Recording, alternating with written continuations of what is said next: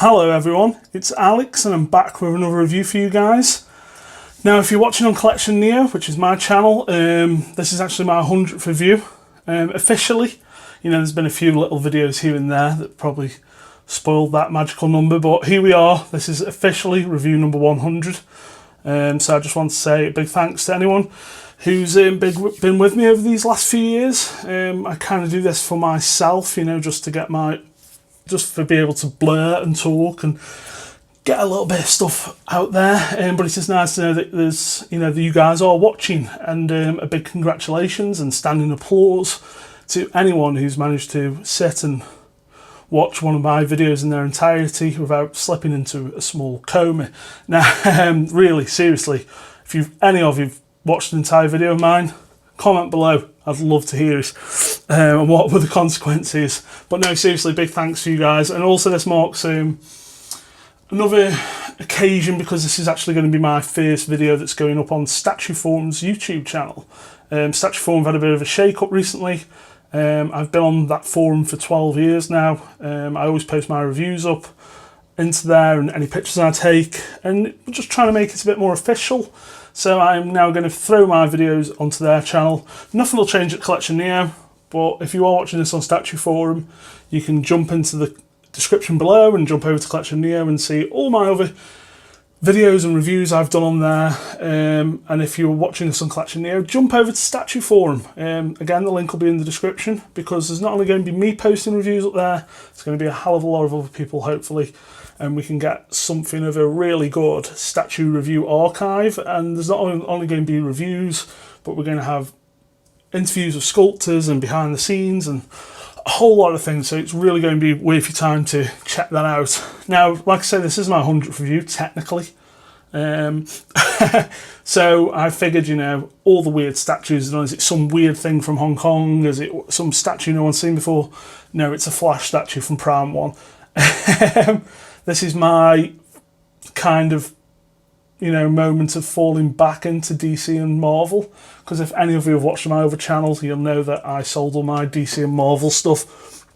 But yeah, I'm slowly getting back there, and it's because of pieces like this, because I really wanted to get something dynamic and modern, because that's the sort of statues I really like. And this kind of ticked all the boxes, and a couple of others did, which you'll see coming up soon. But this one is not without its fault. For the 100th review, there's going to be a few issues. So first off the bat, guys, this is a $699 statue. This is exclusive version, which is limited to 500. I'll go over the exclusive pieces afterwards, and if it's worth it, it's not worth it. It's really not worth it. But the regular version is limited to 1,000, and that one is $650. So I'll give you a hint now. You're paying $50 for an extra head that isn't worth it. But we'll go into that in a minute. So what I just want to say quickly is this is the new 52 version of the Flash. So don't expect a classic version. If you don't know the new 52, that was when DC did one of their reboots under the auspices of Jim Lee. He redesigned all the characters and gave them this sort of armoured panelled look, which works really well for characters like Batman and for Flash, but looks a bit odd on Superman. Why would Superman be wearing armour? But saying that, all the new 52 stuff I read, especially Aquaman and Green Lantern, was really, really good. So, you know, I'm actually quite a big fan of the designs and a big fan of the stories. This is the fourth Prime 1 New 52 statue to be released. The first one was Superman, the second one was Green Lantern, third most recent was Cyborg, and now Flash is the fourth. There's also Batman and Wonder Woman up for order. Now, sadly, and I really do mean sadly, as he's one of my favourite characters, Aquaman is not going to be made in his New 52 costume. Boo fucking who, Prime 1? Why are you doing this to me? Also, just so I don't forget, because all these statues are based on the Justice League appearance, there's also a New 52 Darkseid, which is huge-humongous. It's a massive, massive piece, and all these pieces kind of slot around it to form some sort of Justice League diorama from those. If you didn't read the New 52 Justice League, those first 6 or 12 issues lead up to a fight with Darkseid and all these guys getting back together again. So that's what this kind of represents. So I'm going to pause, guys. We're going to get close in on the base. We're going to go over the good, the bad, and the ugly. So we're going to start right down here, and with most Prime 1 statues, as you can see, we've got like a base that the actual, you know, the scenery sits on. Same with the Guyver, same with Ultraman. They all have like a theme base. This is pretty consistent with all the New 52 statues. So Flash has got lightning symbols on his, Superman's got an S on his, and Batman's got the bat symbol on it. You can see where they're going, it's not rocket science. Just a plain flat grey, nothing special. But then we get onto the base itself. So first off, you can see there's a huge laser blast running up the middle, which is obviously supposed to represent being done by one of Darkseid's Omega Beams. As like I say, this does form a kind of big diorama with Darkseid. And then we've got bits of rock that just peg in, and not very well, to be honest. We've got a rather nice fire hydrant, which just magnetises in. I've got to say, this is really well done, really well detailed, and we finally focused. Really well worn. We've got a round peg, so when it slots back in and we go back into focus, you can see that we can have it whichever way we want. That will be coming out again, so I can show you some other bits and bobs in a minute. We've got sewer plate, which we'll get a little bit closer on. It's really well detailed. And then as we spin around, obviously this is like a huge sidewalk that's just split up. It's been destroyed by the Omega Beams. We've actually got the inside of the sewer here, which I don't think we'll be able to see. But there is actually a bit of green slime on the underside, which I thought was a nice touch. And we've got some pipes running up here, and that is a really, really nice detailed base. And then we've got the back of the pavement, or the sidewalk if you like. And then, as you can see, the lightning bolts all pegging into the base. We'll now move up to Flash. So, here we are on Flash, Mr. Barry Allen himself. As you can see, pegs in on one foot. There's a small lightning piece that goes in the back. While the base is very, very heavy, the Flash himself isn't. Because why would he be? He's in such a, you know, that is his only connection point to the base, the foot. So obviously they need to keep him as lightweight as possible to maintain the pose. And I've got to say, guys, this entire statue is the pose. This statue is nothing without this pose. It's brilliantly done. Super dynamic, and I know a lot of people won't like the lightning bolts because they look a bit plasticky and toy, which, you know, they do, but I like that sort of shit, to be honest. You know, I still like toys. I know it's not probably what you'd expect from a $700 statue, but I'm pleased to say you can take them out if you want. There's a few holes left on Barry, which you might not appreciate, but overall I think they look great, especially with a bit of light running through them. They actually capture the light really well. And as far as translucent resin plastic goes, it's actually, you know, pretty high quality and really well done. And the Flash himself is actually painted really well. The red on the Flash is actually a lot darker and more cherry red than was suggested in the promo pics. It looked quite light, almost like a pinkish hue. But as you can tell, it's actually done really, really well. Now, paint-wise, it's pretty good. I'm not going to say it's perfect, which, you know, when you've got a Prime 1 statue, you do kind of hope you get perfection, and you are kind of paying for a premium product. I'm just going to try and get on this front arm, because this is the only bit really where it's a bit sloppy on mine. And it's kind of the same thing what Sideshow had a problem with the Iron Man's, where it's gold meets black meets red. As you can see, that's not great. That's the only really bad bit of paint, and the lines between the fingers are a bit... But, you know, this is super close up in 4K, guys. When it's on display, you don't really notice these things. But you do expect better from Prime 1. I expect better for Prime 1. Like I say, this is a $700 statue, which with shipping and custom fees is more, for me, it's closer to $900 being in the UK. So, you know, I expect better than that. I can live with it, sure. Would I prefer it to be better? Of course. So this, would you believe it or not, is exclusive head. Good strong magnet. So that's the exclusive head. And then this is what you're paying your $50 extra for, this head. This is the regular head. Yeah, not that much different, I'm afraid. And this one's got a slight smirk on it.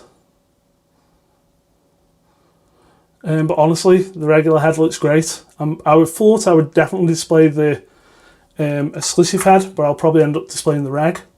Now, there's nothing wrong with it, it's just not that much different. You know, the skin is in translucent resin, the eyes are painted well, bit of gloss on them, lips are really picked out really nice. Everything looks natural, everything looks good. It's just not different enough to warrant an extra $50. Now, if you want that low ES, 500 into low ES for an exclusive nowadays, guys. But if you do, and you want the extra head, pay the $50. But honestly, don't worry about picking up the exclusive on this guy. We've also got the speed stop limit sign at the back. I'm sure you've seen as I've been spinning it. That's really nicely done, well weathered. But someone did point out, why is there a fire hydrant and a speed limit sign of 75? I'm guessing fire hydrants are mainly city centres and you wouldn't be driving at 75 miles an hour in a city centre. I don't know, but hey, it doesn't bother me. And to be honest, that if you don't like the speed limit sign, the hole where it's attached at the back, you could take it out with no problem. But let's get on to the problem. This is the major problem with it. And let me just say, a lot of people have been saying, oh, just use the hairdryer trick, which is fine. But it's not about that. It's about the real lack of quality and premium feel that this should have, and it hasn't got. So we're going to start on this lightning here. I'm going to whip it round. So this connects at the back of Barry's leg, which is fine. It just pegs in. Now here, there's actually an indentation in this rock where this sits, but it's actually just, it just sits. There's nothing to hold it there. There's no magnet, no, nothing. And that is basically, that is kind of, every time it popped out, I've been pulling it back and putting it in. So over time, that's kind of sat better. But the major problem with this piece is this piece of lightning. Now, as I've been spinning it and talking about it, these have actually popped out just from, you know, minor movement of spinning it on the Lazy Susan. I'm going to pause, guys. I'm going to get into a better position so you can see this, and then we'll carry on. So, as you can probably see, this lightning piece pegs in here. It pegs into Barry's boot, which it has unpegged, and it pegs into Barry's thigh up here, which is also unpegged. None of these have got any connectors on them. There's no magnet, there's no pin, despite the holes, and especially this one for the thigh. Let me just get you a better shot of that. This one for the thigh, it's actually in the thigh, there's a hole, there's a pinhole, so this should have had a peg on it. So this whole piece kind of just pushes in like that. And as you can see down here, it's not even in right. Basically, because I've got this piece bent up on here, it's offering some resistance. But as soon as I let that there go, it all just goes, it all just pops. And this whole piece is just... And as you can see, all these connectors have no magnets, they have no pegs. Some of them don't. This isn't really the same size as the hole down here that it goes into. It's garbage, it really is. And the fact that it doesn't fit, people are saying, oh, just use your hairdryer on it and remold this and then hold it in place. I'm sure that'll work, but the fact is, if they put the magnets in or put the pins in, there wouldn't be this issue, because the pins and the magnets would hold it to where they need to go, and then over time it would just set up how it needed to be. It's such a shame, and it feels like, not only because it's a $700 statue, but because it's Prime 1. And, you know, if you go and look at my other reviews, I've reviewed the Guyver 1 Ultimate Edition, I've reviewed Gamera, I've reviewed Ultraman, and I reviewed Kinnikuman. Brilliant, brilliant pieces, all well worth, Kinnikuman was $500, but that piece is phenomenal for the price. But the rest are all $1,000 pieces, $750, $1,000. And not once on any of them did I feel like, oh, that was a lot of money. You know, the piece, once it is hand, you just completely forgot about the money. This feels like they kind of found it in. The sloppy paints on the arms, the no fucking connections whatsoever on the plastics is just so strange. I mean, it's all just hanging out now. So basically I've got to run a hairdryer over this and hold it into place to soften it up and then get it set back up how I want it, which I'm sure will be fine, but you know, there's still nothing there to hold these pieces in place. And I'm sure they'll continue to pop out. It's such a shame because I think the rest of the piece is it's such a 10 out of 10 piece, but engineering and some just sloppiness takes it down to like a 7.5. You know, it really is. It should have been a 10 out of 10 piece. Also, just a little other nitpick. Well, not a nitpick really. You do actually get an instruction sheet with this guy, but I haven't bought it over. It basically tells you how to assemble it. On the assembly instructions, this piece is completely different. This is a completely different peg. So if we can get that camera to focus. On the instructions, it's just got 2 pegs, which is slightly different.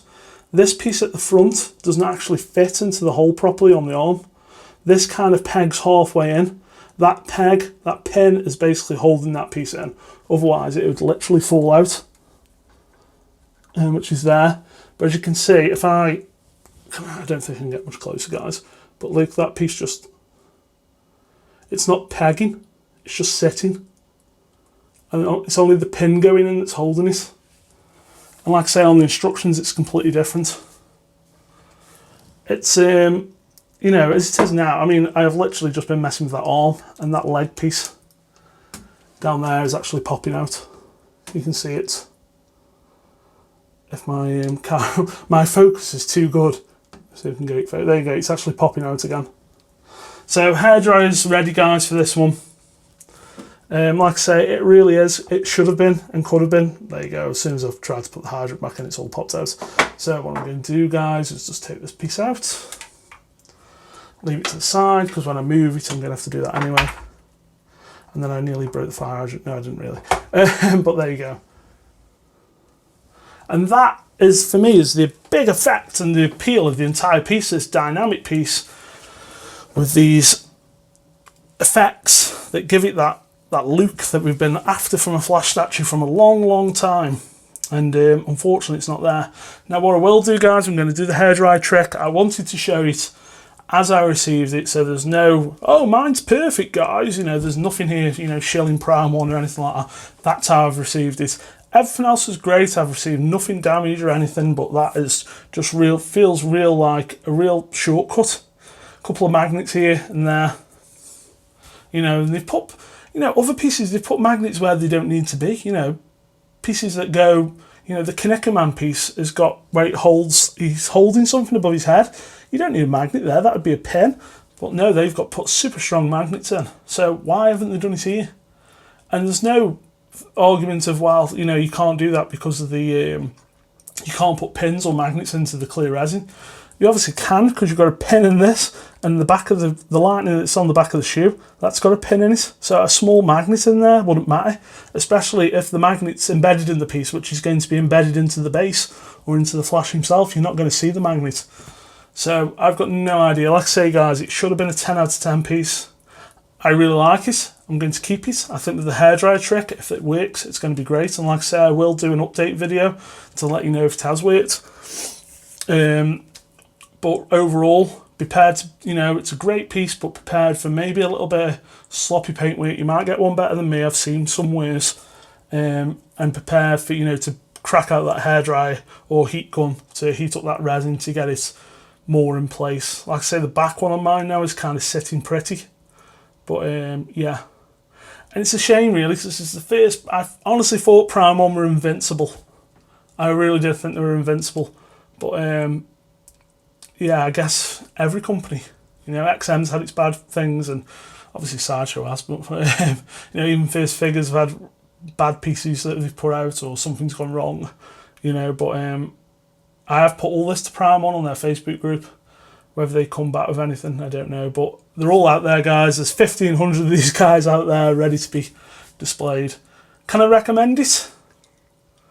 If you're after a 1.4 flash, an official 1.4 flash, this is it. This is literally it. There's no others. And I do really like the pose. If it was more of a museum piece, I'd be like, what the fuck? But the pose is so good, and I love the base.